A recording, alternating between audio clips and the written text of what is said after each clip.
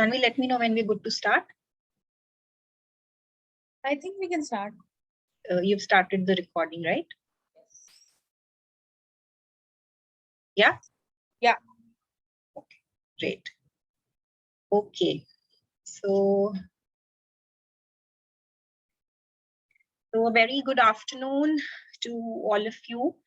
And I welcome you to this session on Boost Fertility Naturally. This is an introductory live webinar, which means that I will be introducing you to this e-learning program of mine, which was launched a few months ago. And first of all, let me tell you a little bit about Wellcure, because this session is brought to you by Wellcure. Wellcure is a natural healing platform for those of you who don't know about it. Of course, I can see some familiar names in the list of participants. We are an online platform and we promote the natural way of living, because from our own personal experiences and also from a lot of wisdom which is out there, we have learned that our body is perfectly designed to keep us in good health. And all we have to do is we have to follow the laws of nature. So that is what we promote through our website. And we have a section called Body Wisdom, where there are a lot of blogs on Nature Cure. We have a lot of healthy whole plant-based recipes. We have experiences and journeys of people who've followed Nature Cure and able to overcome the biggest of their health concerns. We do a lot of online workshops, and we also do personalized coaching programs to help people take charge of their health. Now, before we move ahead, let me tell you how this session will be conducted. I have a certain set of slides, certain set of information that I would be sharing with you. And I would request if you could stay on mute while the presentation is on, so that the session can go on smoothly. Keep your phones on silent. If you have any questions, you can put them in the chat section, and we'll be taking up those questions at the end of the session. And please stay focused on what is being discussed, so that we can have a fruitful discussion. So in today's session, we will talk about how our hormones work and what disturbs them, because this has a very, very big role in our chances of conception and in our fertility journey. And I will also share with you a 5-point action plan that you can follow to take care of your hormones in a natural way.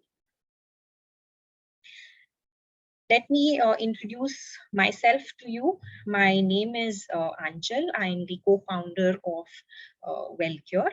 I'm a lifestyle medicine coach from the Hippocrates Health Institute of US, and I'm also a Nature Cure health coach from Dr. Arun Sharma's International Institute of Mahayoga and Natural Hygiene in US. And I'm also a fertility coach. And what you see here is the picture of my son. He's 5 years old now, but how I got into this journey of health is because of him. The reason I'm speaking to you today is because of him, because I had my own set of fertility challenges back in 2014. So to tell you very briefly about it, I was suffering from hormonal imbalance. I had low AMH, and my eggs, the quality of my eggs was poor. And therefore I was told that, either I have to conceive on my own quickly. Otherwise, I was given a 3-month deadline. So either in 3 months you conceive on your own, otherwise you have to go for IVF is what I was told. And prior to that, I also had an autoimmune disease called ulcerative colitis, which is a disease of the digestive system.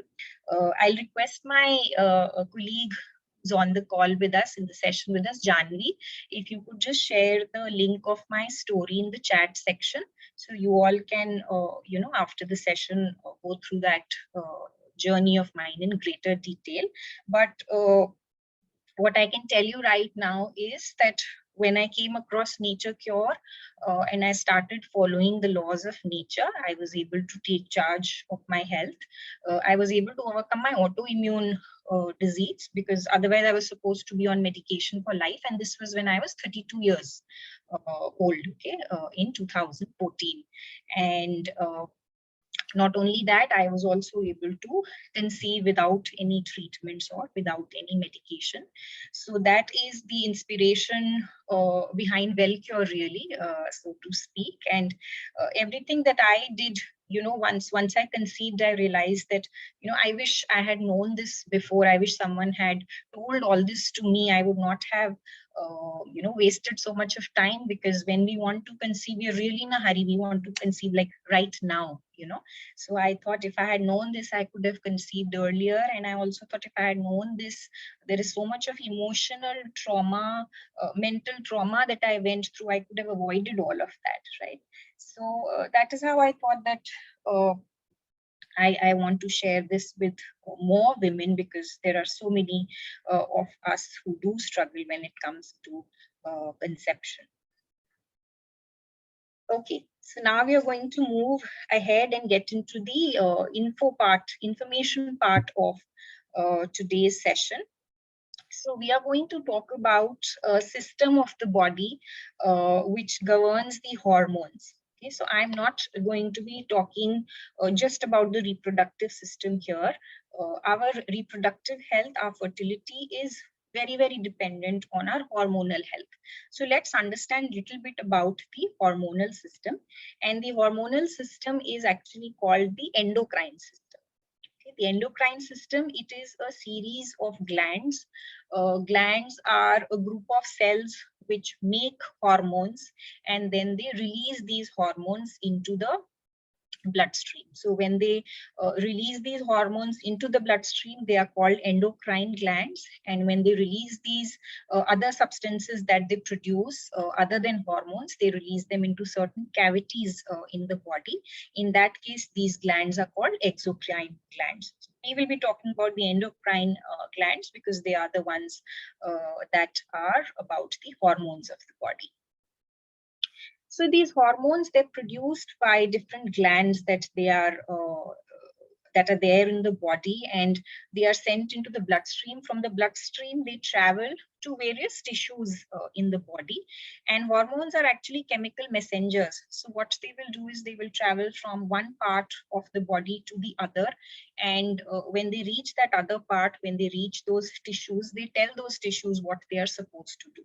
Okay, and therefore, if the glands are not able to produce the right amount of hormones, then the message is not going to pass through properly. And that is how hormonal imbalances come into being. Now, hormones are used for a variety of functions in the body. It is not just related to our sexual health. It is also related to metabolism, to growth, to our sensory perception. Sensory perception means how we view this world, how we react to what is happening around us. That is also determined by hormones. Our movement, even our respiration is dependent on hormones. And there are different types of hormones and glands. Here we will talk about just a few of them, the main ones. One sec.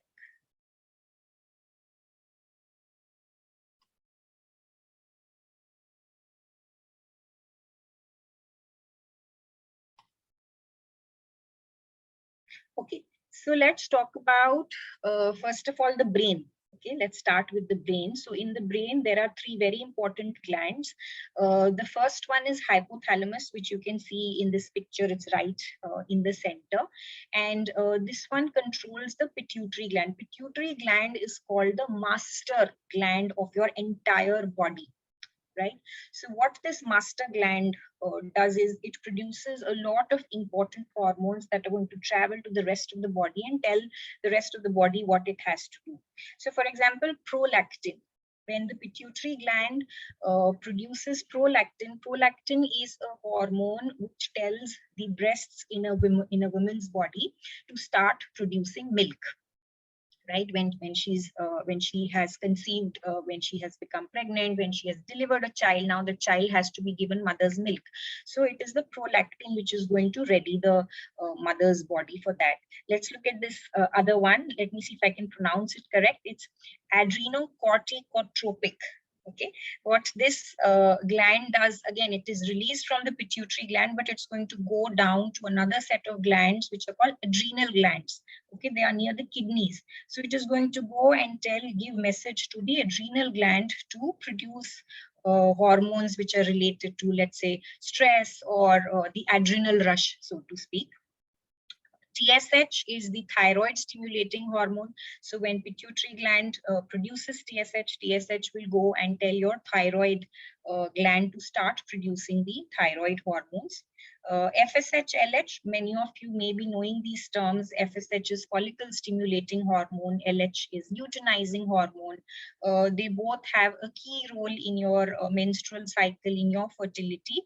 Both these hormones are produced again by the pituitary, and they will go down and go to your ovaries or go to your reproductive system and tell them what needs to be done. So FSH is going to tell the ovaries that, okay, start developing the follicles every month, start developing the eggs so that one can be released for ovulation.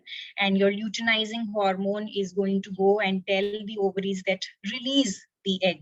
That is ovulate. It's the right time, ovulate, release the egg.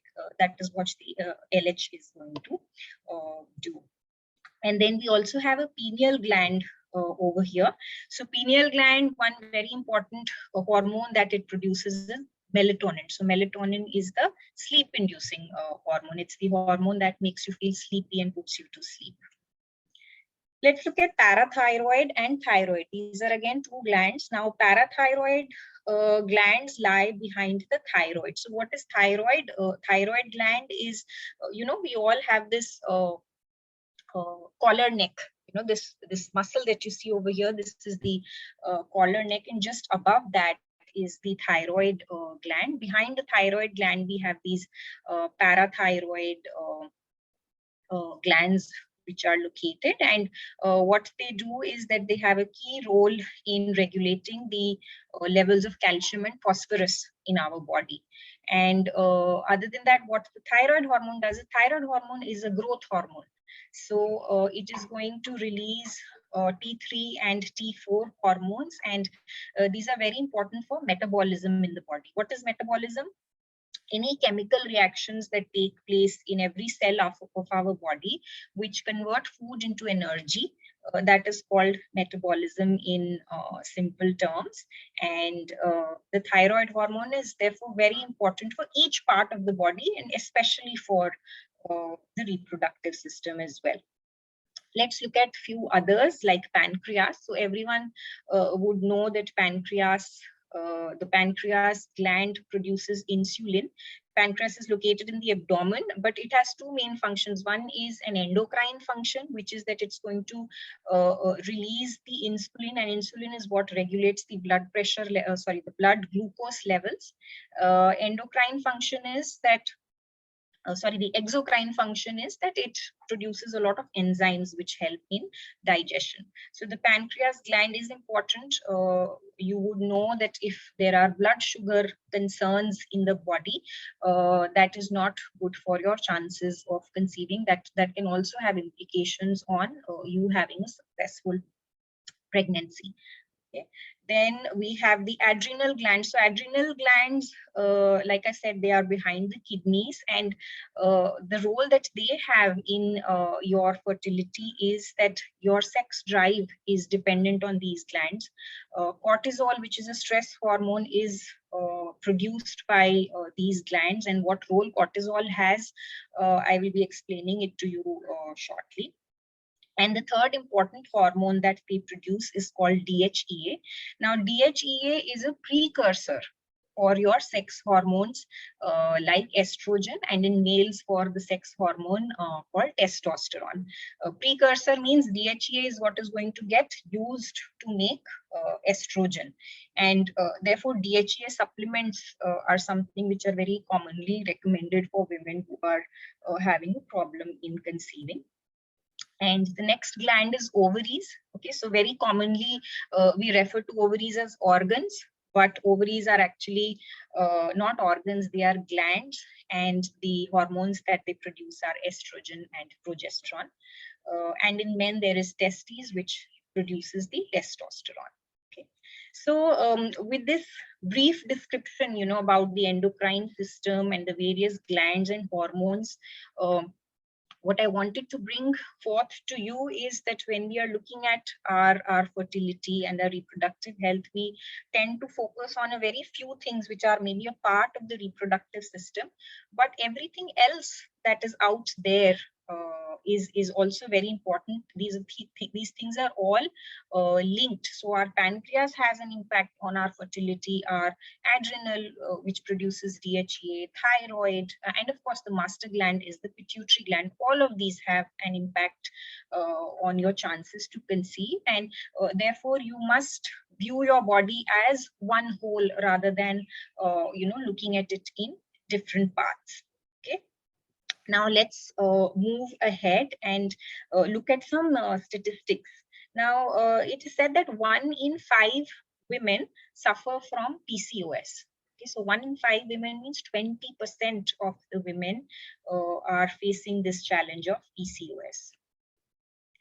2 in 10 women suffer from hypothyroid. Okay, that's again a huge number. 20% of the women are suffering from hypothyroid.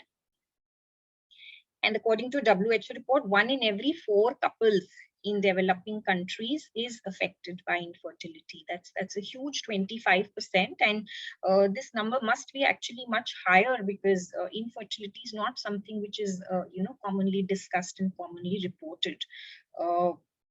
So these are very huge numbers. And have you ever thought that why is it so? I mean, why is there so much of infertility which is there? Because especially if you see a generation ago, like if we look at our parents' generation, women were easily conceiving and they were having multiple kids, so people were easily having, like on my mother's side, they were 5 siblings, my father's side, 4 siblings. My in-laws side even more, they were 7 or 8 siblings, both on my mother-in-law's side, my father-in-law's side. So what in the chat section, can you just mention, like what is the size of families you have seen? How many kids have you seen in your family? Let's look if we can get an interesting number there. You can mention in the chat section.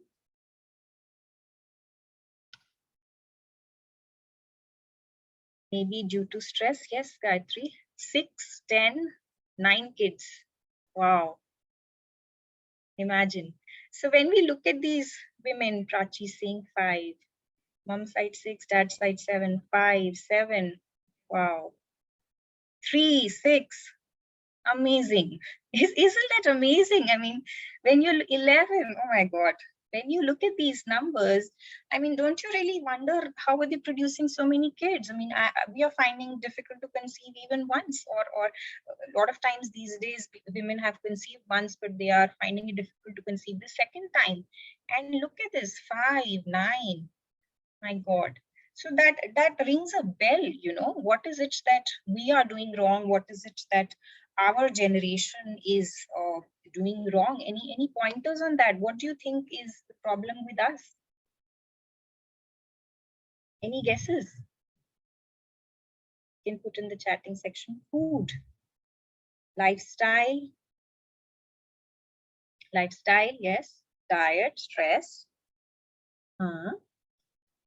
late marriage, environment, commitment and trust issues. Okay, anxiety, work-life balance, yes.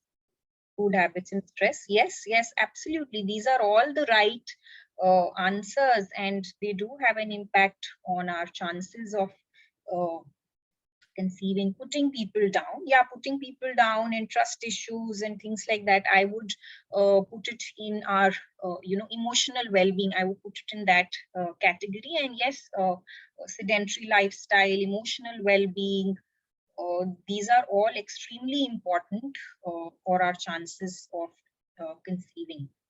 So in between, Mehak has written no voice. Mehak, if you can't hear me, you can just maybe chat separately with my colleague and she'll help you out, because otherwise I'm audible. Everyone else is able to listen. No exercises. Wait. Okay. Okay. Yes.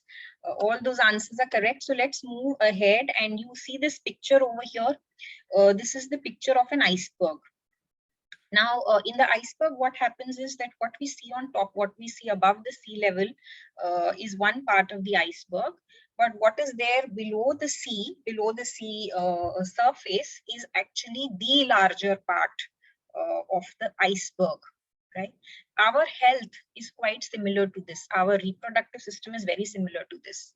So on the top, from the top, we might be saying that, okay, I'm unable to conceive because of XYZ reasons, some of those that you mentioned over here, or we would say that I have a problem of PCOS, or I have endometriosis, or I have thyroid, blah, blah, blah, all those reasons. That is when we look at it from the top.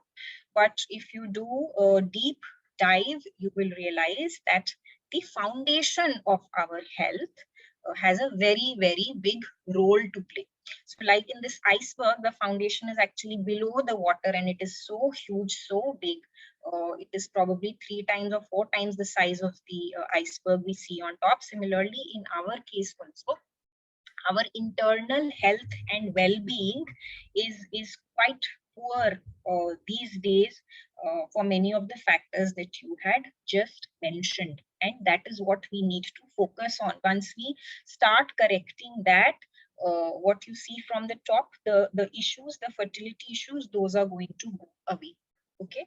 And with that perspective, we are now going to talk about, like I explained to you, that the endocrine system is the base of your reproductive health. So what can you do for your endocrine health is what we will start discussing from here onwards. Okay, so there are a few factors which disrupt our endocrine system. These are 4. There are 4 reasons, 4 factors which go and disturb our endocrine system, don't let the hormones work properly. And these 4 reasons are heavy metals, something called xenohormones, stress, and depleted food. So all of you did mention about stress and depleted foods. Let's also look at heavy metals and xenohormones. So first of all, let's begin by understanding what are heavy metals, how do they come into our life, and what impact do they have. So we are going to watch 2 very small videos here, which will completely explain everything about heavy metals that we need to know from the perspective of this session. So Janvi, if you could just play out these 2 videos.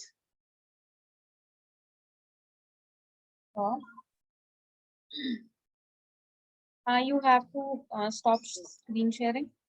Yeah, I've done that.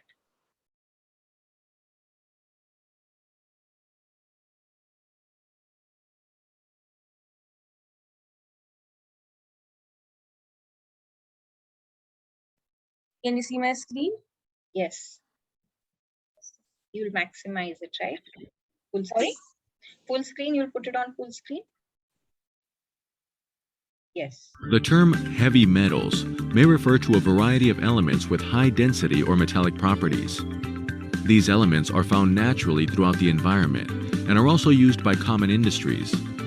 Some of them, such as iron, copper, selenium, and zinc, are required in trace amounts by the body for normal function, but can be toxic at higher levels.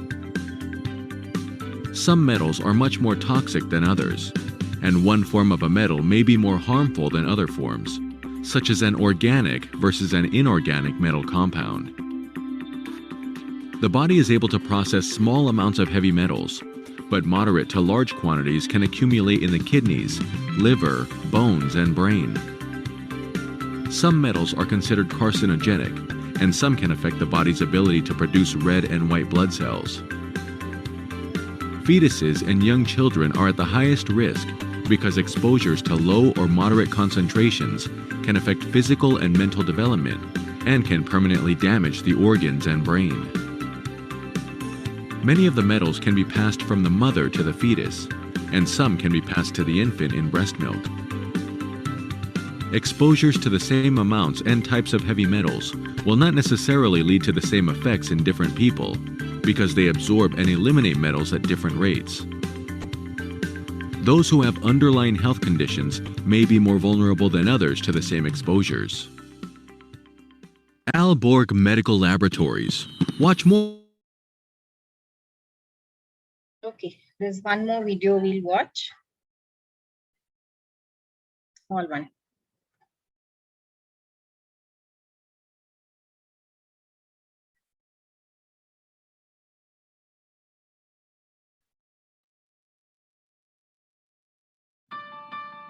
A heavy metal burden in the body can take a heavy toll on a person's health.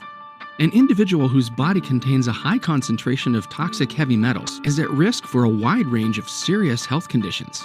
No one ingests toxic heavy metals on purpose, so how do they get inside us? It depends on the metal. Take mercury. This silvery-looking liquid metal is extremely toxic, even in small doses. Mercury is a primary ingredient in many silver fillings, and a form of mercury is still used as a preservative in some adult vaccines. Coal-fired power plants release 50 tons of mercury into the atmosphere every year, some of which is inevitably inhaled, although most of it falls to the earth where it contaminates streams, rivers, lakes, and oceans. Mercury is ingested by several of the most widely consumed species of fish and shellfish, so when we eat these fish, the mercury in them gets into us. Lead is another toxic heavy metal. A few decades ago, lead was everywhere in gasoline, household paints, and indoor plumbing. Today, although gasoline and paint are lead-free, homes built before 1978 can still have lead-based paint, and the lead in older water pipes can leach into the water we drink and cook with. Lead is still found in significant quantities in automobile batteries, and in areas where mines are operated, there can be a significant amount of lead runoff into the local environment. You might not have heard so much about cadmium, but it's a toxic heavy metal found in batteries, fertilizers, and PVC plastics. It even shows up in some processed foods and drinks. In addition to directly harming our health, toxic heavy metals also do harm indirectly by competing with other non-toxic metals that are essential to our health. Do you have an unhealthy level of one or more toxic?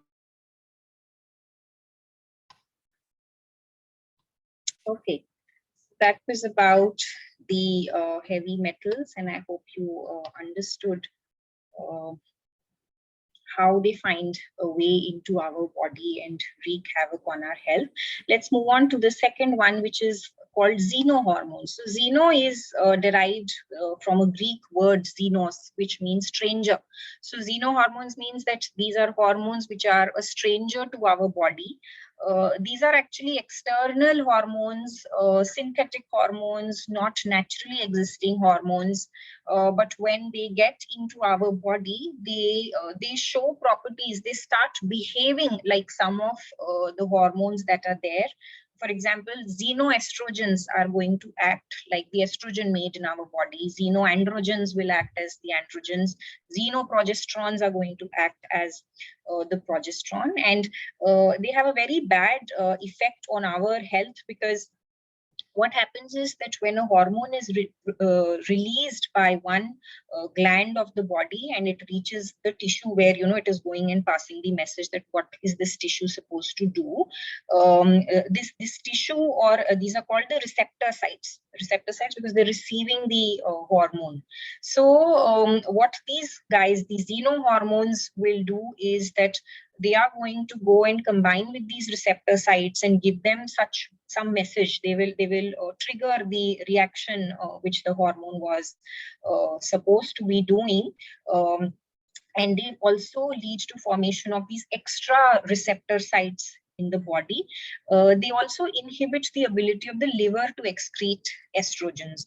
So what happens in our body is that, body is able to balance. So if there is any hormone which is in excess, our liver is able to excrete it from the body and remove it. But in case of xenohormones, because they are not natural in nature, they are artificial, they are synthetic for the body, the liver is not able to process them. And therefore, what happens in the body? Your hormone has increased. So, for example, your estrogen has increased manifold. Body is not able to get rid of it. This estrogen, xenoestrogen, is going and giving wrong messages here and there, and there is complete havoc. You start having your fertility issues, ovulation issues, PCOS, PCOD, so on and so forth. Okay, so these xenohormones are big disruptors to our endocrine system. Now, what are the sources? From where do we get these xenohormones into our body?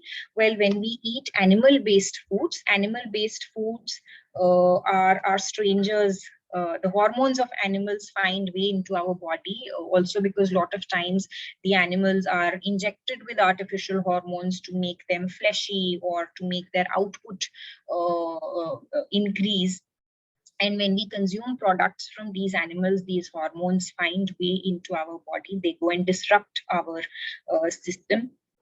Solvents and adhesives, the paints that we use in our houses, dry cleaning products, nail polish can also have xenohormones, car exhaust, plastics, petrochemically derived pesticides, herbicides, fungicides, emulsifiers, which are found in soap and cosmetics, pollution from industrial waste. All of these are sources by way of which these xenohormones come into our body. And we can eat xenohormones, through the foods that we eat. Or let's say if you are using plastic material in your kitchen, especially if you are heating your food in plastic, then xenohormones, you're eating the xenohormones.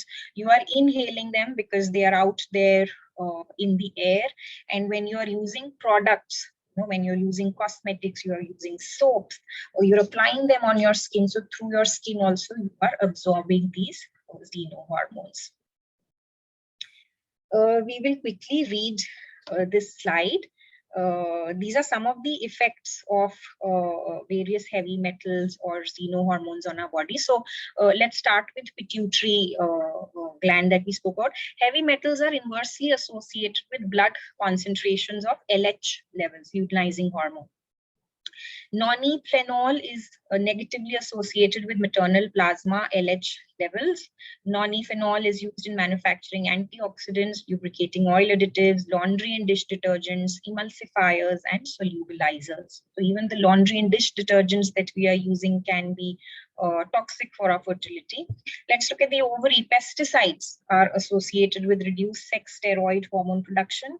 Heavy metals are associated with decreased mature oocytes and oocyte yield following ovarian stimulation. So oocytes are the follicles in our ovary where the eggs develop every month.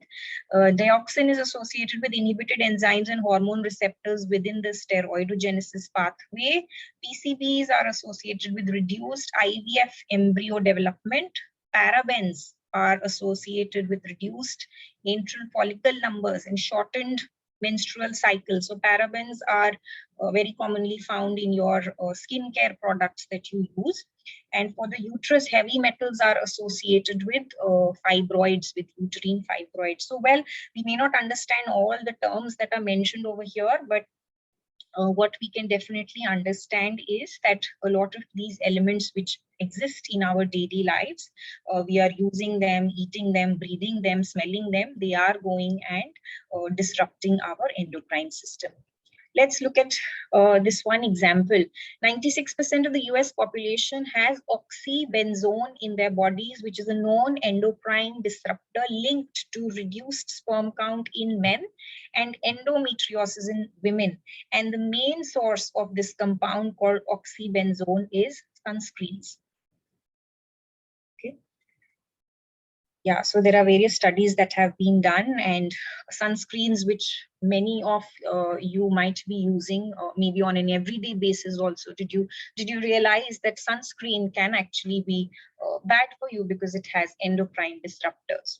Okay, so this is one example of a personal care product which can have an impact on your chances of conceiving. Third We spoke about heavy metals, we spoke about the xenohormones. Now let's talk about stress. So a lot of you mentioned in the chat section about stress and how it does impact our chances of conceiving. But let's look at it again from a hormonal perspective, that what is really happening over here. So the hormone which is responsible for stress, it's called cortisol. And what happens is that cortisol decreases the release of another hormone, which is called GnRH. Okay, GnRH, or the gonadotropin releasing hormone, is produced by the hypothalamus, which we saw in one of the earlier slides. And this GnRH hormone is going to go and tell the pituitary gland in the brain that please make FSH.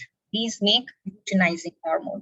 In men, it is going to tell the testicles that please make testosterone. They're all sex hormones. Okay. Now, therefore, if there is a lot of cortisol, there is a lot of stress, and therefore the GnRH is getting impacted, it is going to go and impact FSH, LH, in men testosterone, and what that will therefore lead to in us in women's body is that it's going to disturb ovulation, because LH, FSH have a key role there. It is going to disturb estrogen. So estrogen is released, when the ovaries receive the FSH and they start producing or start developing the follicles. Estrogen is produced by the ovaries. Estrogen goes and tells the uterus that please start preparing the uterine lining, make it a bit strong, because a fertilized egg might come. Okay? Now, and then later in the cycle, progesterone also comes into being, and it further helps in building this wall to support the fertilized egg. But if LH and FSH go out of balance, then all these other actions get interrupted. Okay, so therefore that is the role of endocrine, of stress, specifically from a hormonal perspective.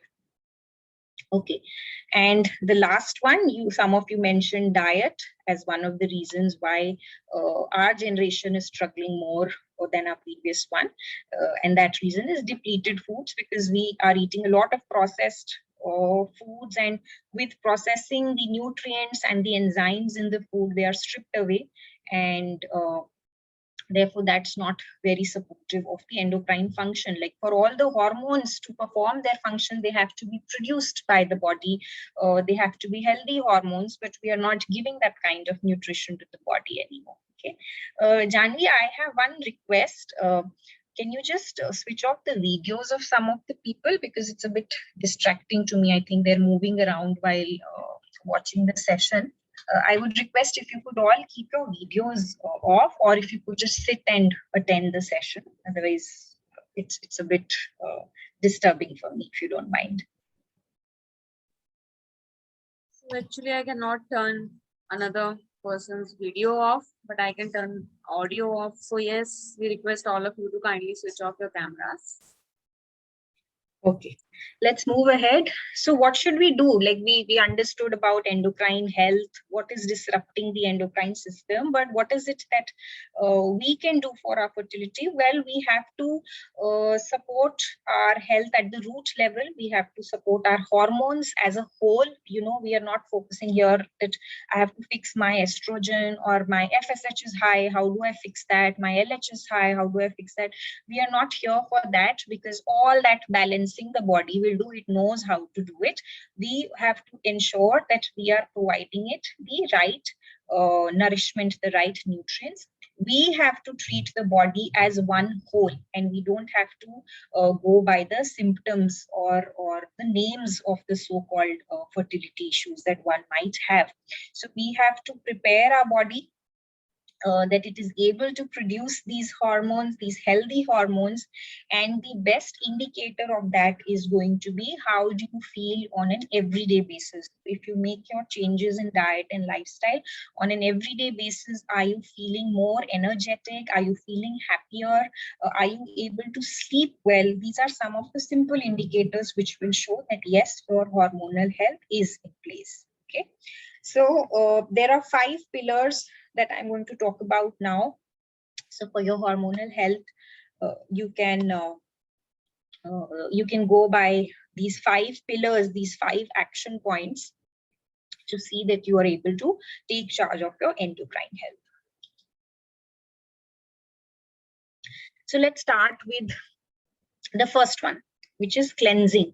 Okay, now you have xenohormones that have come into your body, you have the heavy metals that have come into your body, and also, based on whatever you are eating, that also leads to waste products into the body, which have to be taken off.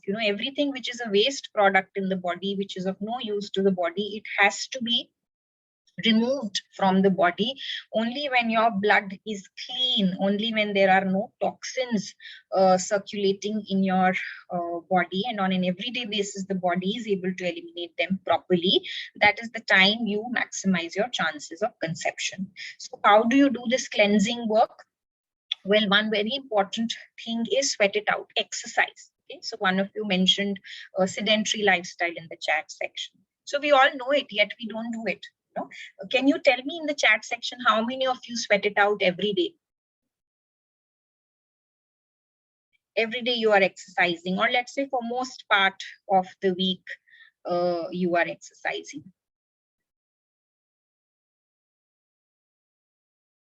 Anyone?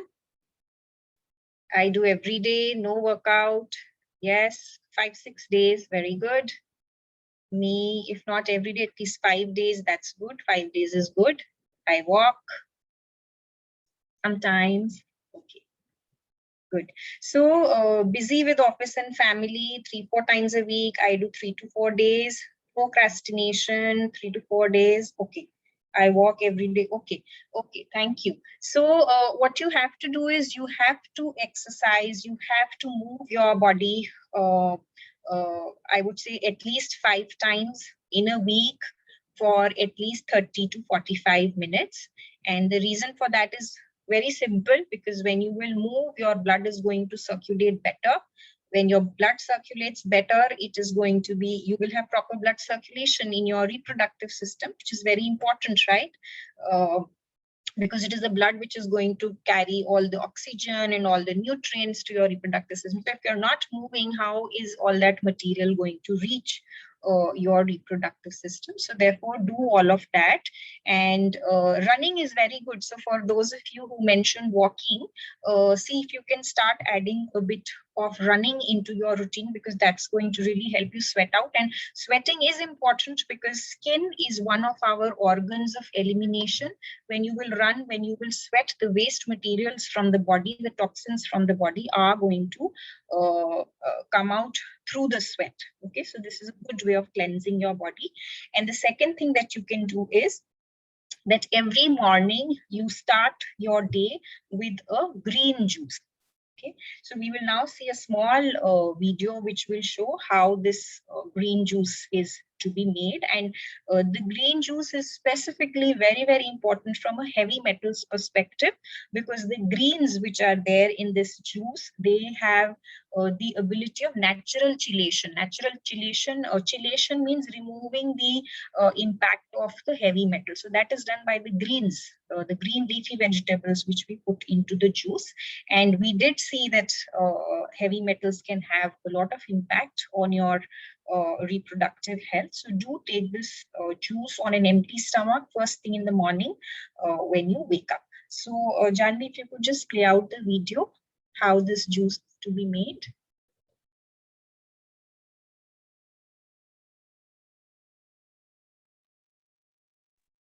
Can you see my screen? Yes.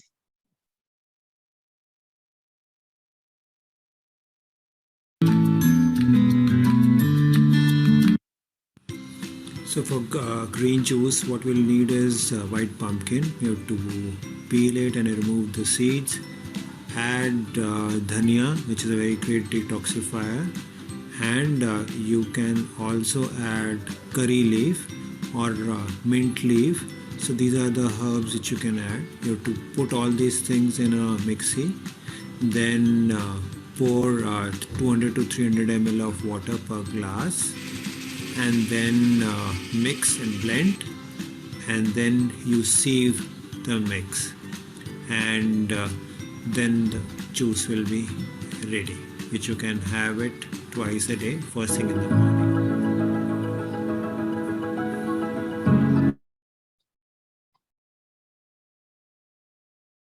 Okay, so that was about the green juice, and that was about the cleansing part that you have to focus on. Let's move ahead. Okay, now when it also comes to cleansing, it is very important that you ditch the morning tea or coffee. So you are actually replacing your morning tea or coffee with this green juice that we just learned about. And the reason for that is that tea and coffee are highly acidic to the body. Your blood has a pH balance, and tea and coffee take you more towards the acidic side. We want to stay moderately alkaline, and therefore tea, coffee can be avoided. Also, the second reason is that in the morning cycle of our body, so the morning cycle is from 4 a.m. to 12 p.m. In this cycle, the body is doing a lot of work on elimination of toxin, on cleansing. This is the work, this is the function which is at its peak in this cycle. So when we have something like tea and coffee, we break this cycle of cleansing, and as a result of that, the toxins which should have been shed, they are actually being pushed back into the system. We don't want to do that. Okay, so if any of you take tea, coffee in the morning, then you should definitely stop that. And instead of that, you should begin your day with this green juice. We will move to the second point, which is nourishing. Okay, so the second pillar of endocrine health is that you have to nourish your body. And for that, you can add some healthy fats to your diet. So I would suggest that on an everyday basis, you should be having 2 tablespoons of seeds. Okay. Now, there is a very common methodology which is being practiced in the natural living circles, which is called seed cycling. So what happens in seed cycling is that there are 4 seeds which one has to consume at different points of time in your menstrual cycle. So these 4 seeds are flaxseed, pumpkin seeds, sunflower seeds, and sesame seeds. These 4 seeds you have to eat. Let's see how you eat them.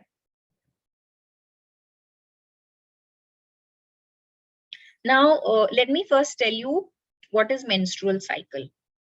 Okay, so menstrual cycle is the number of days which starts from day 1 of your menstruation. So let's say if I have started menstruating today, then today is day 1. Today is going to be counted as day 1.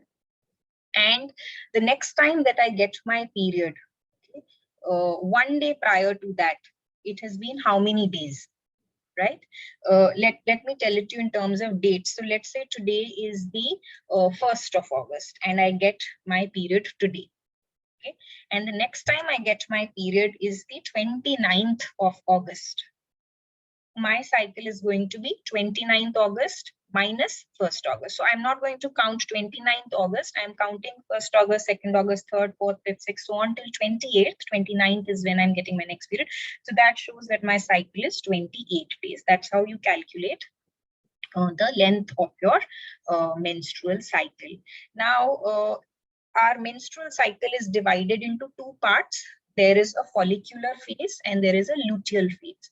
So the follicular phase is one where your follicles are developing. Your eggs are developing in the ovaries. And the luteal phase is one where which starts immediately after ovulation. So the moment ovulation happens, egg is released by the ovary. From that time onwards till you get your next period, that phase is called the luteal phase. So phase 1 is follicular, phase 2 is luteal. So what you have to do is that in the follicular phase, every day you have to take 1 tablespoon of flax seeds and you have to take 1 tablespoon of pumpkin seeds. What these seeds help do and why we are eating different seeds during different times of the cycle is because these seeds have an impact on our hormone levels. Okay, so for example, flax seeds help in regulating the estrogen levels in the body. Right? Pumpkin seeds, they balance the progesterone which is needed for the luteal phase of the body, so on and so forth. So therefore, in the first phase, for the first 14 days till the ovulation occurs, you are having these flax seeds and pumpkin seeds, 1 tablespoon each on an everyday basis. And after ovulation has happened, which is the luteal phase, you start having 1 tablespoon of sesame seeds and 1 tablespoon of sunflower seeds on an everyday basis. Now, some of you might say that, I don't know when I am ovulating. Well, if your cycles are regular, you would have an idea about your average menstrual cycle. Okay, so it might happen that 1 month it is 28 days, 1 month it is 29, and another month maybe it is 27. But typically, look at it from a 3 months perspective, take an average, and based on that average period, to divide your cycle into the follicular phase and the luteal phase. Okay, and for those of you whose cycles are not regular and therefore you can't do this calculation, I will just explain what you can do. So what you can do in that case is that you can take these seeds pretty much throughout the month. So you don't really need to track your follicular phase and your luteal phase, because here is the thing: these seeds provide phytoestrogens, phytohormones to your body. So we spoke about the xenohormones. Xenohormones are artificial in nature, synthetic, body doesn't know what to do with them. On the other hand, when we get hormones from plant-based sources, they behave exactly the same way as our body's hormones work, and therefore it is absolutely in body's power, it is absolutely in the liver's power to excrete anything extra that has come in. Okay, so even if you're not able to track your phases and eat based on that, you can still overall, on an overall basis, on an everyday basis, just have 2 tablespoons of seeds. You can mix all these 4 in 1 jar and have 2 spoons every day, or you could keep it in separate jars, and on few days you're having 2 of them, on the other days you're having the other 2 of them. So the idea is that, let's say on a regular basis, you are including these seeds into your diet till you're able to regularize your cycles. And once you're able to do that, you can always go back and start tracking these luteal phases and follicular phases. And how you have to consume these seeds is that it is preferable if you soak them for a few hours, because that makes them more easily digestible for your system. And once you've soaked them, I mean, you can have them on their own. You don't really need to mix them in anything else. But if you want, you can add them to your soups. But when you're blending your vegetables for the soup, you can add these seeds and blend them along. You can add them to your vegetable salads. You can make cutlets. When you make your vegetable cutlets, put them over there. Or if you're making any rotis or dosas or idlis, you can put them there as well. So these are some of the ways in which you can have these seeds. And do note that we don't want to have more than 2 tablespoons of seeds in a day. We don't want more than that. And here are some of the benefits of having these seeds. They help balance the hormones, help regularize periods, alleviate menopausal symptoms, helps reduce symptoms of hot flashes, vaginal dryness, helps improve sex hormone, helps reduce androgen levels, which are the positive factor of facial hair, helps manage infertility, light or heavy bleeding, PMS, thyroid disorders, and reduce mood swings, fatigue, etc., etc. Okay, we move on to the third one. The third action that you can take for your endocrine system is that you need to protect it. So for that, please avoid depleted foods as much as possible. Move towards eating whole foods. Whole foods means foods which are in as natural a state as possible. The more you will process them, the more their enzymes and nutrients are stripped off. So we don't want to eat packaged foods. We want to minimize those. Instead of having refined grains like white rice or the white flour, maida, or the regular wheat flour also, which is coming in the packets, that is highly refined, highly processed. So instead of that, we want to move on to other varieties of rice, maybe millet rice, brown rice, red rice, black rice, which are less processed in nature, And for flours also, we can incorporate many other flours like amaranth or ragi, jawar, bajra, which are lesser refined versions. When it comes to pulses, instead of polished pulses, which look very pretty, they look nice and glossy, but they've often been rubbed with oil and processed so much that they don't have much nutrition left. So instead of going in for good looking pulses, go in for pulses which are more natural in nature. The second thing you can do is avoid the use of plastic, and just go and do a plastic audit this week, in your house. Go to your kitchen and just see how much plastic you are using. Check your refrigerator, check your almirahs, and you will realize plastic is all over the place.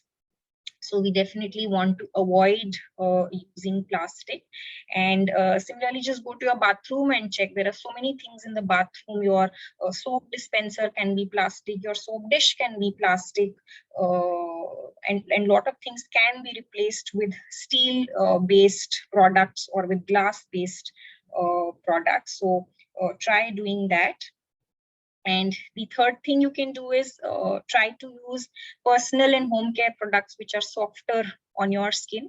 So look for the creams that you use or the soaps and all that you use. See if they are paraben free and sulfate free to begin with.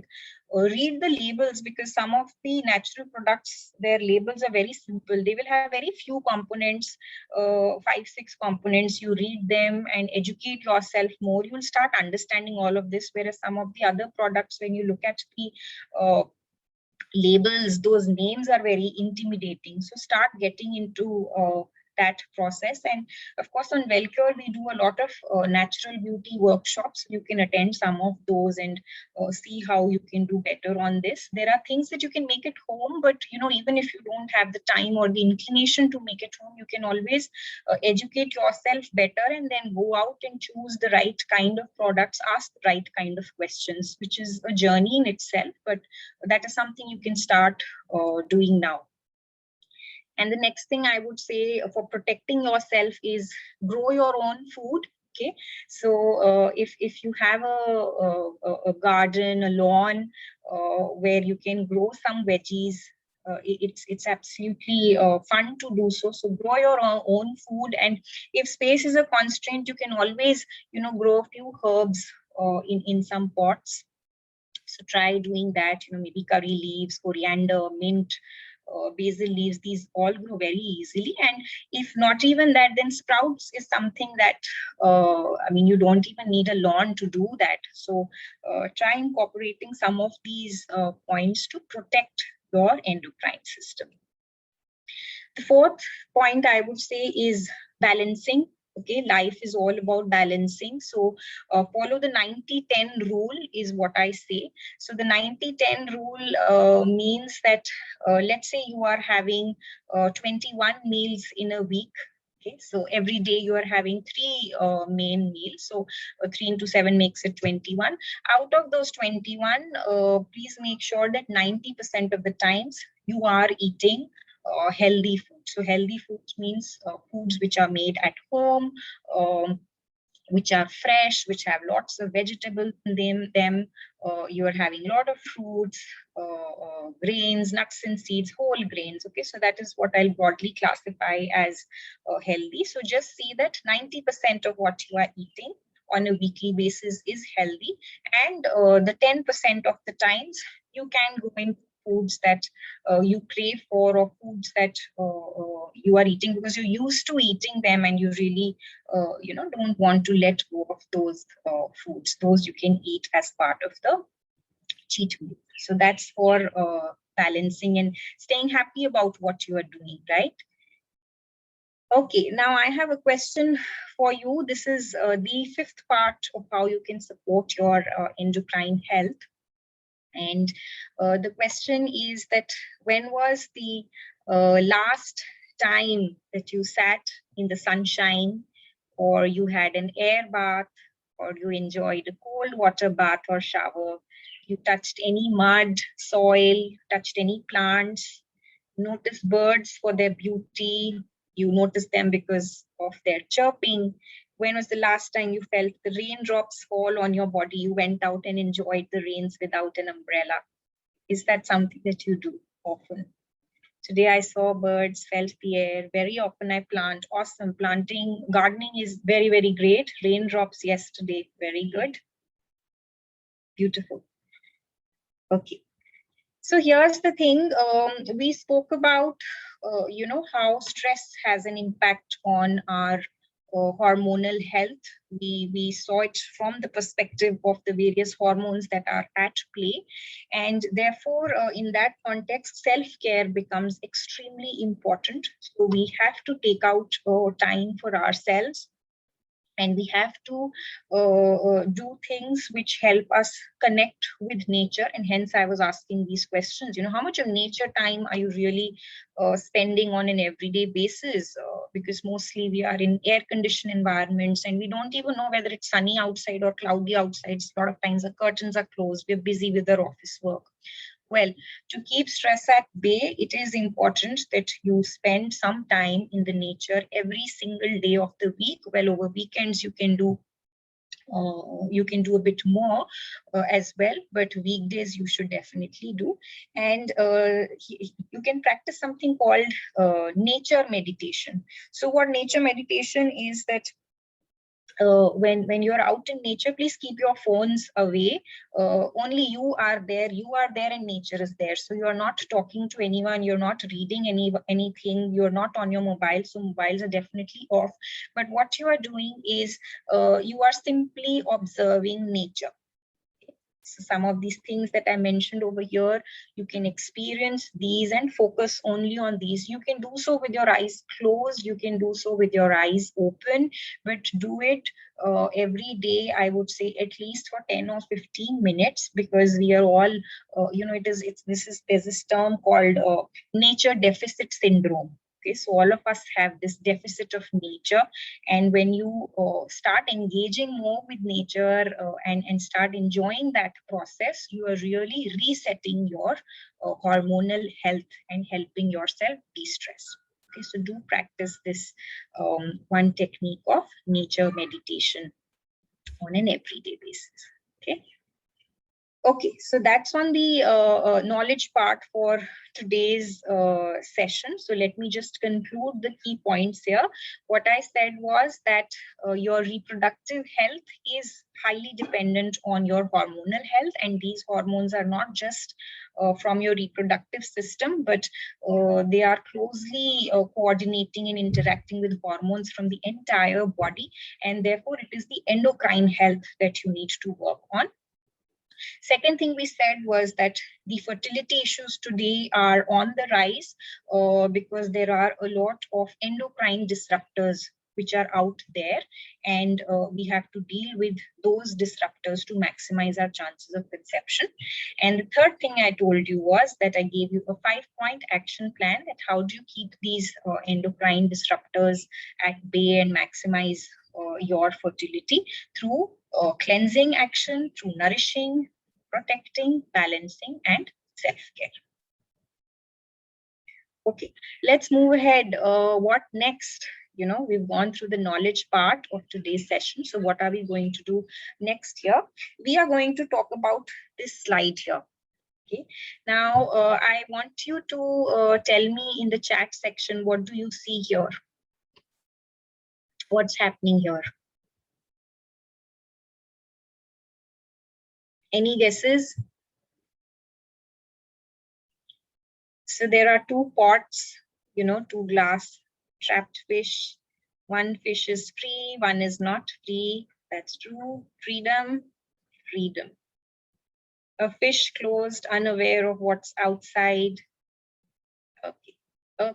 Thank you. Thank you so much for writing those answers and participating in the session, all of you. Now, this is a very, very important slide, a very, very important part of this session. And through this slide, I am actually going to preempt some of the questions that you might be having. So I noticed in the chat section, some of you are sending some reports. Some of you are asking some questions about your specific fertility concerns. And I would say just, listen to this particular slide very, very carefully, because all your answers are going to be in this slide and you will not have to ask me anything beyond this. If you understand it properly. So what we see over here are two bowls of water. The first one, the fish is being inserted, but yes, let's say the fish is being put into the water, but you can see that the water is not very clean. The water is a bit muddy. Okay? And it might have some germs also. Whereas if you see the other side, if you see on the right hand side, you will see this bowl of water is absolutely clean. Now the question is that if I have to take my fish, from the first state, which is the dirty water, muddy water, where my fish is not going to do well, those germs might attack it. It might fall sick because the water is toxic. If I want to take my fish from there to the clean bowl, the question is, what should I do? Right?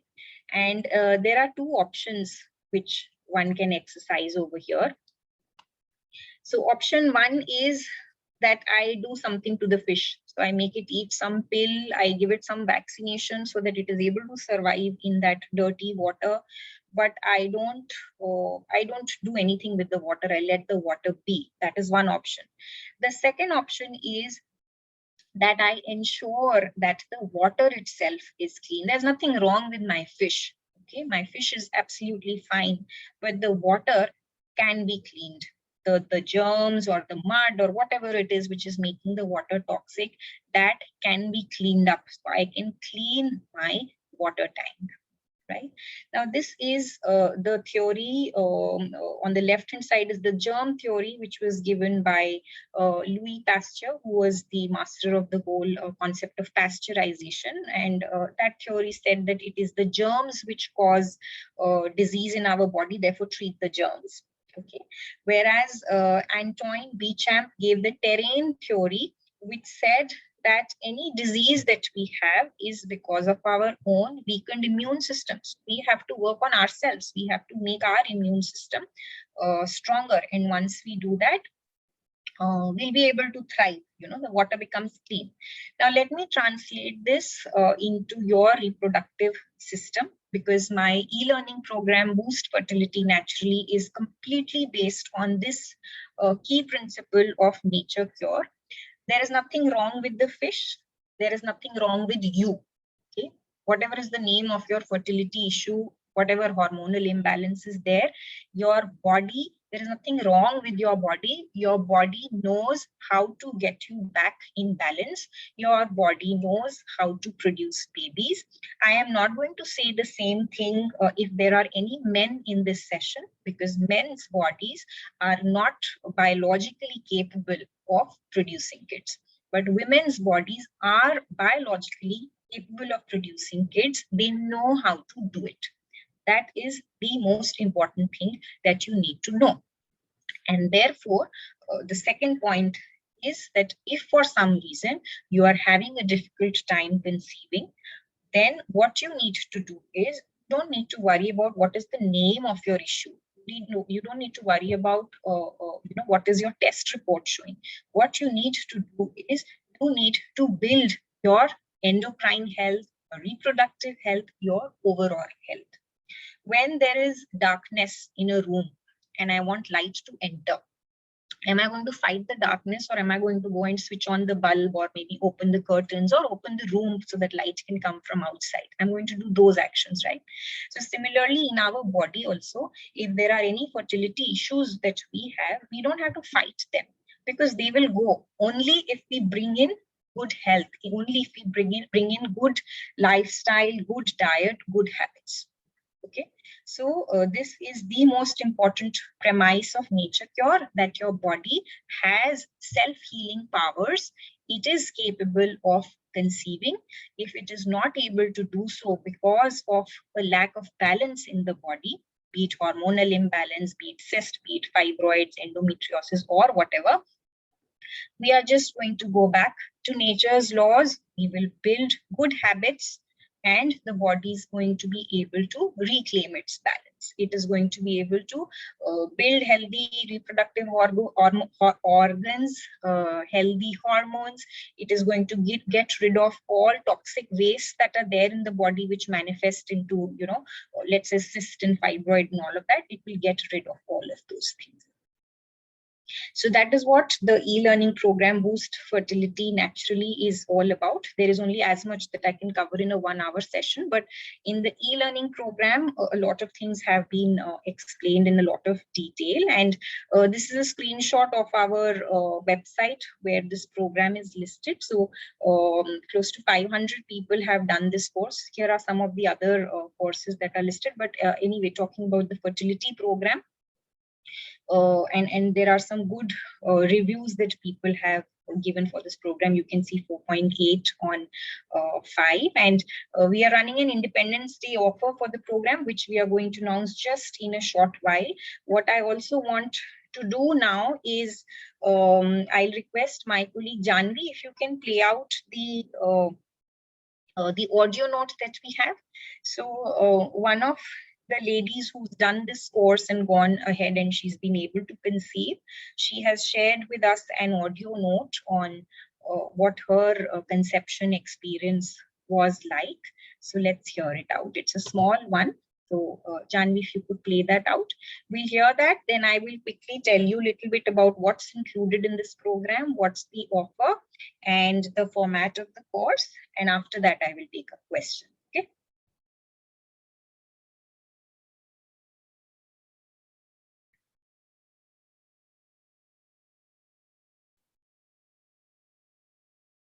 Janvi, are you playing? Sorry, my internet connection is unstable. What did you say? I was saying, can you play that audio note? Yeah.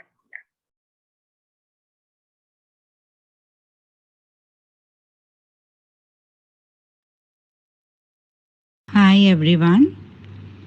So I would like to share my fertility journey after I actually practiced the nature cure, and after I actually got in touch with Miss Achal. So prior to the nature cure, I was suffering from multiple miscarriages, and there was no identified reason that any of the gynecologists here in Mumbai could actually find out and point out to. In fact, I started planning, trying to conceive. I was trying to conceive since 2015, or I suppose 2014. So it's been almost 6 to 7 years of the treatments that I've undergone, and so many tests that I have actually been through, and so many the gynecologists that I've actually changed.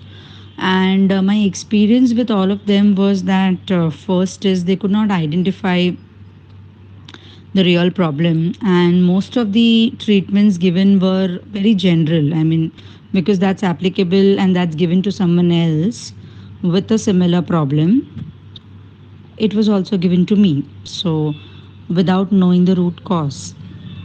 At one point of time, I actually got so lost that I had just given up.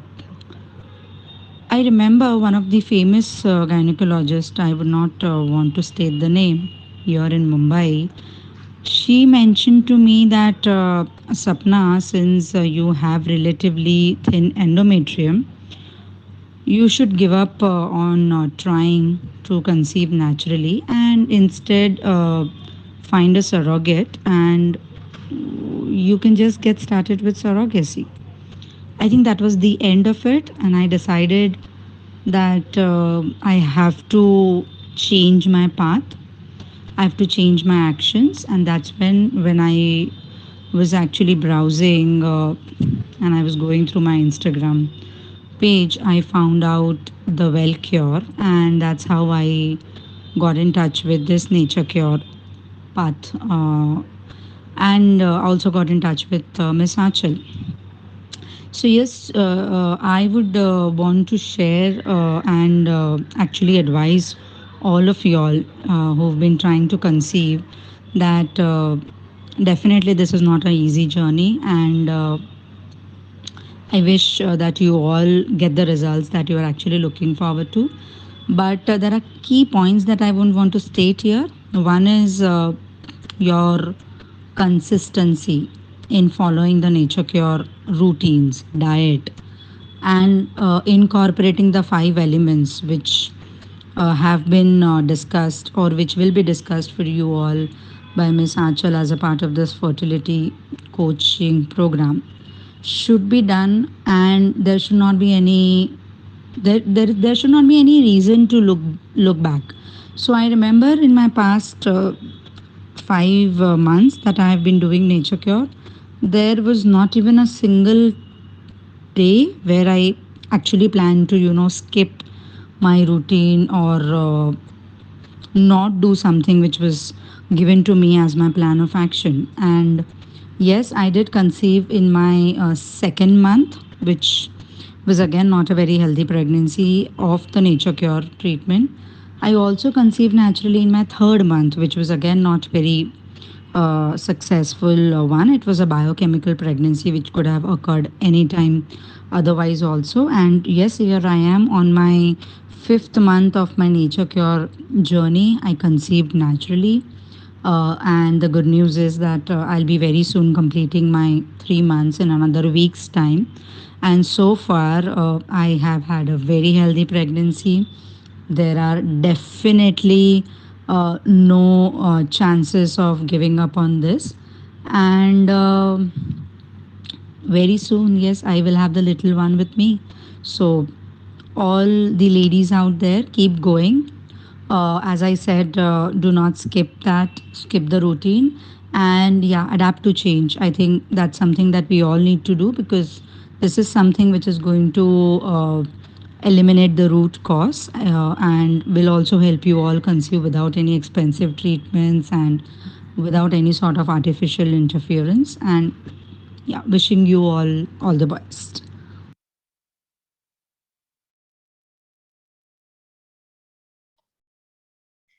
Okay, so that was one of the ladies sharing her experience. So she had a history of miscarriages, and after 2000 she'd been struggling since 2014, and finally when she went nature's way and did it consistently for 5 months or so is when she conceived. So she's just about to complete her first trimester actually.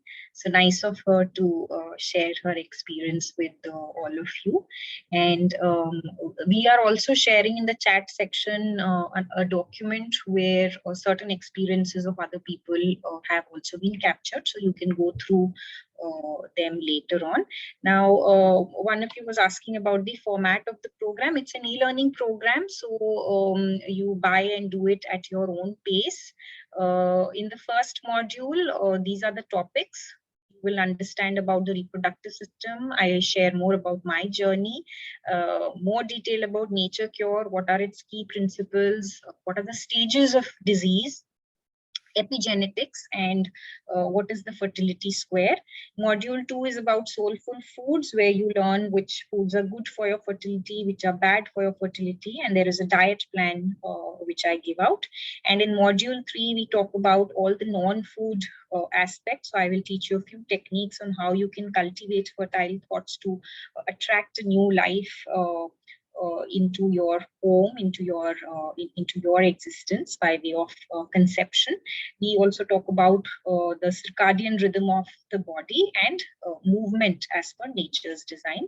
There are some additional resources. So there is a fertility yoga pre-recorded video session by our yoga expert Ishita Lote, which is very appreciated by the existing participants. So this is something you can watch and do every single day. These are asanas which are specifically aimed at improving improving blood circulation in your pelvic area where the reproductive organs are located. There are a few cooking videos and there's a talk which I have given on how you can overcome the emotional roller coaster when you're trying to conceive. There's a session on thyroid imbalance. So overall, there is a video content of 9 to 10 hours that you can go through, and you have access to this for 1 year. You also get an ebook of some healthy recipes. I had also done a session on therapies that you can do to boost your fertility. So there are 5 elements of nature: space, air, fire, water, earth. And I had given out one natural therapy that you can do to include each of these into your life to boost your chances of conceiving. So for example, there is a coriander therapy which you can do to incorporate the earth element, and or for the fire element, you can do sun gazing, so on and so forth. So this is an additional session which I had done. It's not part of the e-learning program right now, but in the coming week, we will be adding this video also. So you will have access to this session as well. So these are some of the conversations that happen in the e-learning program. So basically, below every chapter, there is a comment section. So if you have any questions, you can leave them there and I answer them over there. You can read this later on. I'll leave the slide on, and all these experiences have been shared with you in the chat section. And this is the final screen that I'm going to leave on for you. Like I said, we are running an Independence Day offer. So the price is $12.45, and you can buy it at a 25% discount. This offer is till tomorrow. So I'm now going to take up questions from the chat sections. If you have any questions about the learning program or about what we discussed today, we'll spend around 15 minutes or so to go through these.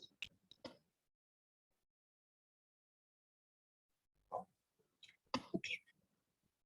Meenakshi is saying, if we follow Nature Cure, do we need any medical treatment parallelly?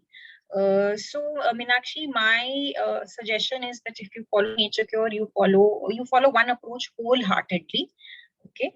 Because Nature Cure is going to address your concerns, your fertility concerns at the root cause level. So if you are already taking any medical treatment, you can let me know about it. But you can always, even if you're taking some treatments, I always say this, even if one is going for IVF or IUI or things like that, what you have to understand is that the egg is going to be yours, right? So you want to give it the best health. And whatever you do, IUI, IVF, the implantation of the embryo will be in your uterus. So your uterus needs to have the right environment to support that pregnancy, to support the sperm. If the environment is not right, it's going to kill the sperm. It is not going to accept the implantation also. Okay, so working on your health, therefore, whether you are taking any treatment or not, irrespective of that, the course is definitely going to help you prepare for a healthy conception or a healthy pregnancy. Okay. Next one. I am ready to take this course, but I have only one tube. So Amreen, only every month, actually, only one fallopian tube is being used. The one where when ovulation happens, the egg comes and sits over there and waits for the sperm. So definitely you can go ahead with the course. And also I would say that the fertile mindset piece that I have explained in the that I will explain in the e-learning program, with that you can actually use your thoughts to ensure that the fallopian tube which is there, it's in the best of health, and that is where the egg is going to come get released. Okay, you can use some of these tools. So go for the course. It is going to be helpful for you. Okay. Okay, next one, my AMH is 0.33. Will this help me? Well, my AMH was also low. It was 0.7 to begin with, and then it was going down. So it did go down to 0.4, if I'm not mistaken. And in the learning course, I have explained, an alternate view that I came to know about AMH. So generally, it is said that we are born with all the eggs that we can ever have during our lifetime, and therefore, if AMH is low, there is nothing you can do about it.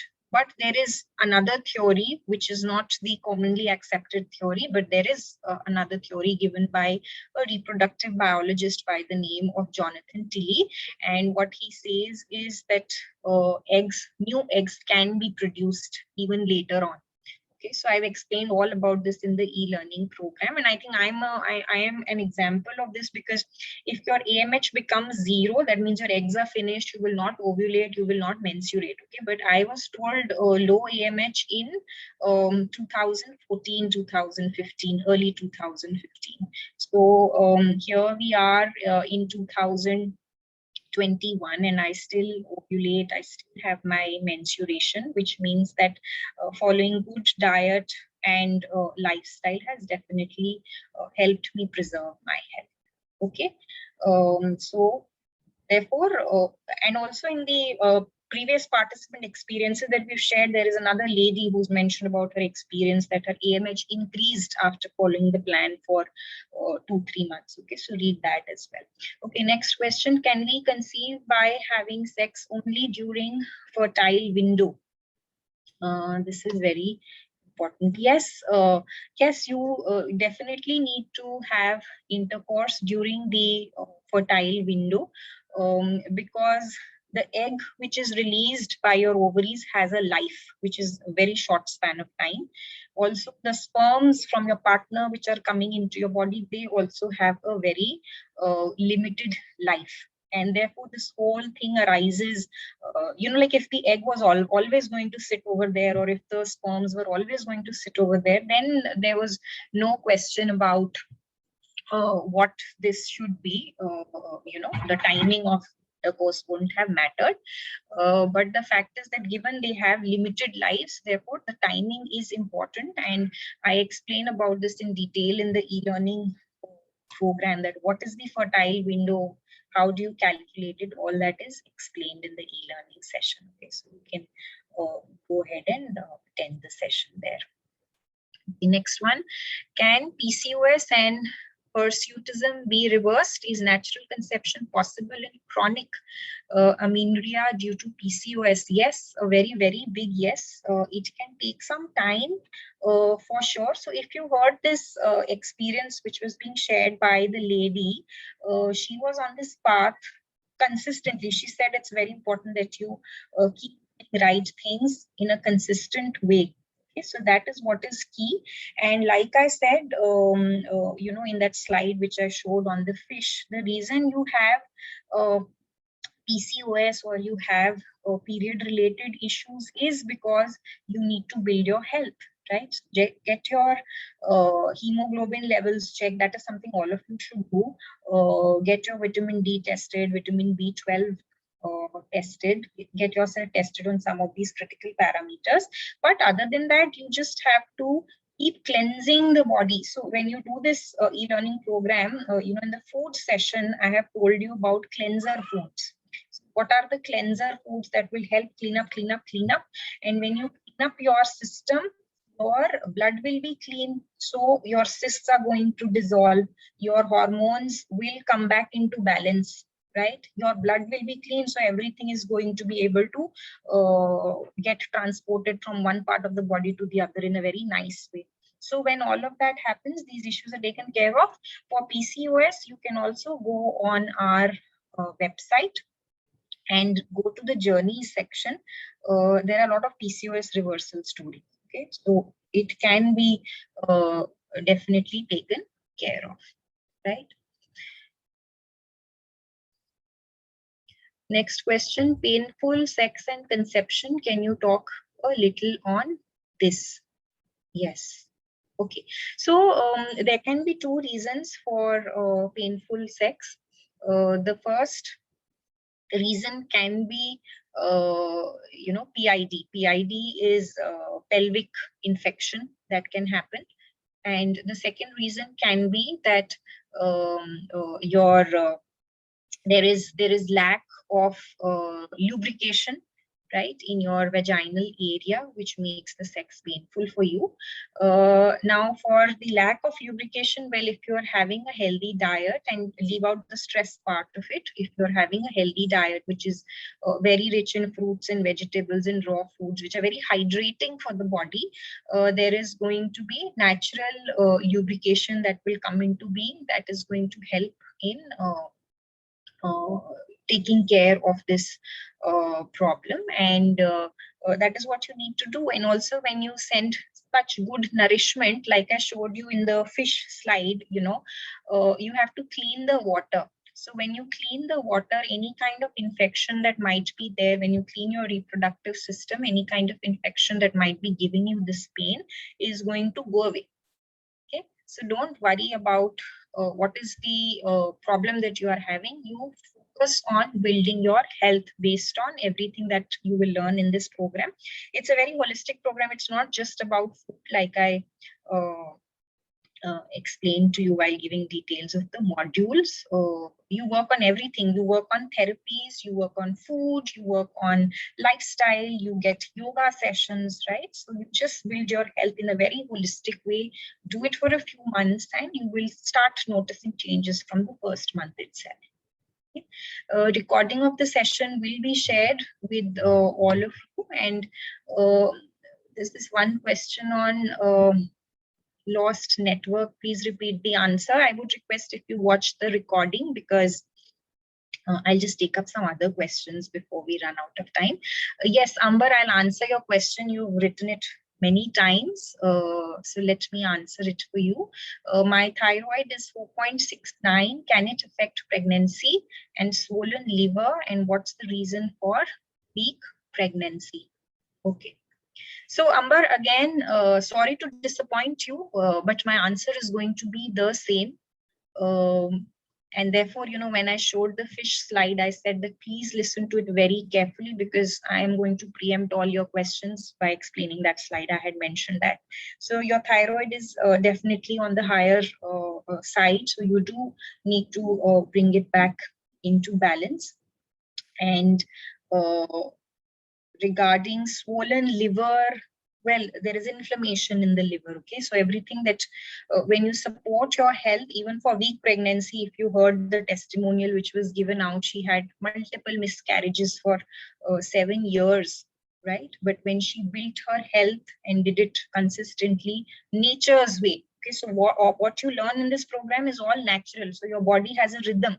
You have to eat as per that rhythm. Your sleep has to be as per that rhythm.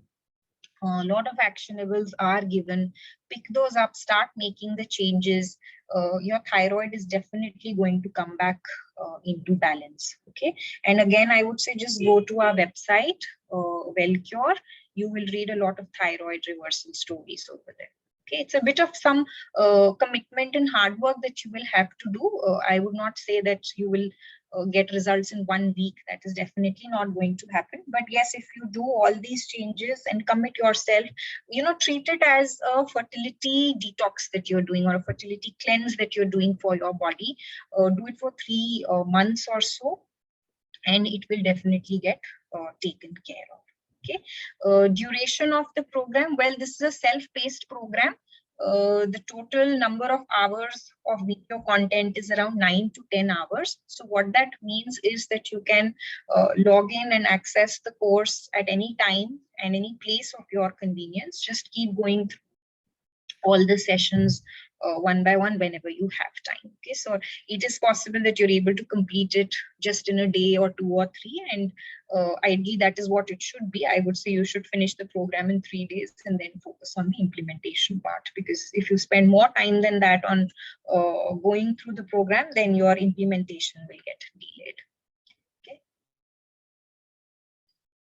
Yes, if you have any query, like I had shown, there is a comments section after every chapter. You can leave your question over there and I will respond. Okay, so let me show to you what it looks like.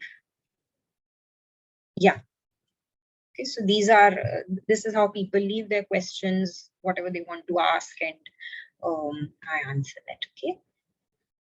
Amber, thank you, Amber. I'm glad to hear that. I really hope to implement this and see the change at the earliest. It's something which is very close to my heart because, you know, I went through a lot. So I just don't want anyone else to go through all of that when it can be so simple. You know, I mean, this lady was sharing her testimony. She struggled for 7 years, right? And then in 5 months, she conceived. 7 years versus 5 months. Of course, 5 months of hard work, but 7 years of emotional, physical, financial trauma. Okay, so just keep that perspective in mind. Thank you, Shreya. Thank you, Tejal. Thank you, Yogita. Okay, sorry, let me just move the screens for you. Yeah, so this is what it looks like. You know, you can leave your questions and I can answer them. Thank you, Supriya. Okay, any other questions? Janvi, is there anything you wanted to share about this? About the offer? Not really, but I think if people scan through the QR code on the given slide, they will be redirected to a page, which is a Razorpay page. So the price on that page is actually shows 1245, while the offer we are offering is at 934 rupees. So what you have to do is just enter all the details, click on payment, and then you will be redirected to a small dialog box where you can actually select the offer. So there will be 2 offers for your payment. So you can select the Freedom 25 and the 25% offer will be applicable. And then the e-learning price will be 934. And obviously you can get in touch with me. I think all of you are in the WhatsApp group. And if you are not, I will drop my number in the chat box. And then you can get in touch with me in case you have any questions regarding the e-learning course or the payment or any other thing. So yes. Okay. Thank you. Thanks for explaining that, Janvi. And also, you know, once you buy this, please give us some time to give you access to the program. By that, I mean, you know, tomorrow is Independence Day, so the team will be off. We'll give access to you on Monday. So Monday is when you should check your mail for the login ID and password. I am going to take up this one question. When do we know when the egg has been produced? Since the timing of accuracy of egg being produced and timing of intercourse has to match. So how do we know the best time to have intercourse? Of course, fertile window is one thing, but even the timings matter. So actually, the fertile window and timing is the same thing. They're not two different things. Okay. So what happens is that the way the fertile window is calculated, see, you know, these are our own tools, our own creations that we want to calculate everything very properly, and that is how this concept of fertile window has come into place. What fertile window calculates is an estimate. It is an estimate on when you are ovulating. Okay, so let's say if your cycle is 28 days, it's an estimate that you are ovulating on day 14. And given that your egg is going to have only a very limited life, right? So let's say the egg has a limited life only of 1 day. So if you have ovulated on day 14, the egg is going to survive only for the next 24 hours. That is all. Whereas the sperm has a longer life. So what can the sperm do? The sperm can go inside and sit and wait. So even before the egg has been released, the sperm can already be there waiting for it. Okay. Or the sperm can also come in later on, like within that 24-hour cycle. Okay. So all this I have explained in the introduction module of this program, and I have also explained that how do you figure out what that ovulation period is. Fertile window is calculated around your ovulation date. So typically the day of your ovulation, plus 2 days before that, plus 2 days after that. So those 5 days are termed as your fertile window based on this rationale. So either you can go in for this kind of a calculation or a more natural more natural way of planning this is that you plan your intercourse every 2 to 3 days of the month. Because if you do that, you will be ensuring that the sperm is ready in your body when the egg is when the egg is ovulated, the sperm is already there. Okay, so even if you do go by that, you will be able to manage it. And other details I have given in the learning program, so I would request if you could go through that over there.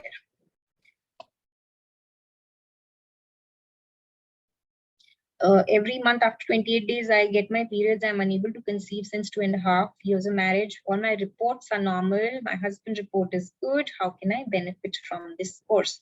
So if you do this course, you will be able to find the missing link.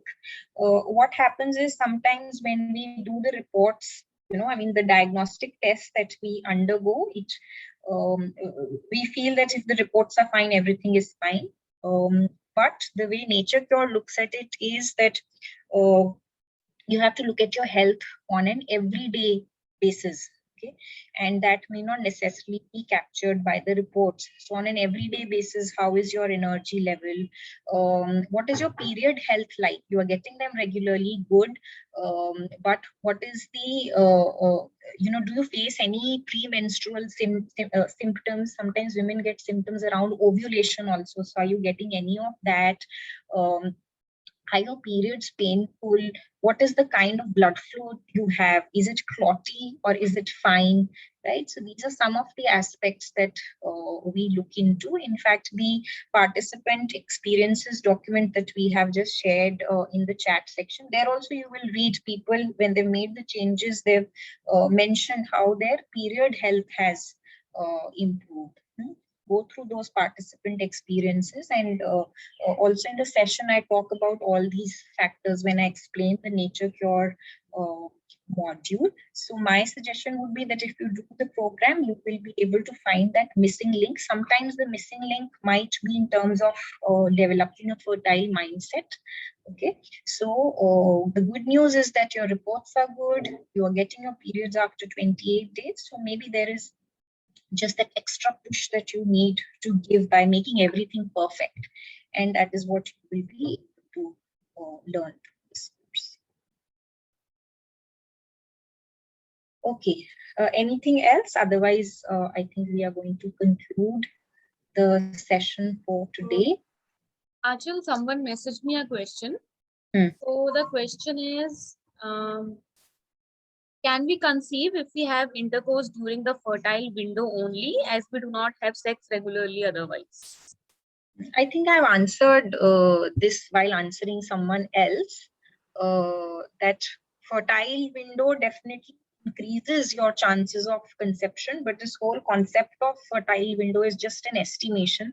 So in the first module of the e-learning program, when I explain this, this fertile window, before that and after that also there is a window where they say slightly lesser chances now. So this is all an estimation, and it's good to know. But like I said, one way to approach it also is not to worry so much about it and not try to calculate everything. I mean, if you want to calculate, that is taught in the program, but I personally prefer that go easy and just enjoy the process. Even if you are having your intercourse regularly every 2 to 3 days, your chances of conception are very, very good. Okay. I'm getting pain in 13th or 14th day, either in right or in left abdomen. Yes, this can be an ovulation related symptom. So like I had just mentioned, some women do get symptoms on ovulation, which should not happen. So if you're getting symptoms in discomfort, any pain, then you must switch to a natural diet and lifestyle, which is being taught in this program. Okay. The day you realize that this ovulation pain has gone, that is the indicator for you that yes, I am fertile now. I have supercharged my fertility by following the action plan. Okay, so I think we will conclude the session for today now. Taken up a lot of questions, and we'll be sharing a recording of this session. So if you've not been able to the entire session, you can revisit the recording. And Janvi, if you can also share this offer on the WhatsApp group so that if people want, then they can buy it on time. Okay. Thank you, Zainab. Thank you, Swati. Bye-bye. Have a good day and enjoy your weekend. Please conduct the plastic audit this weekend.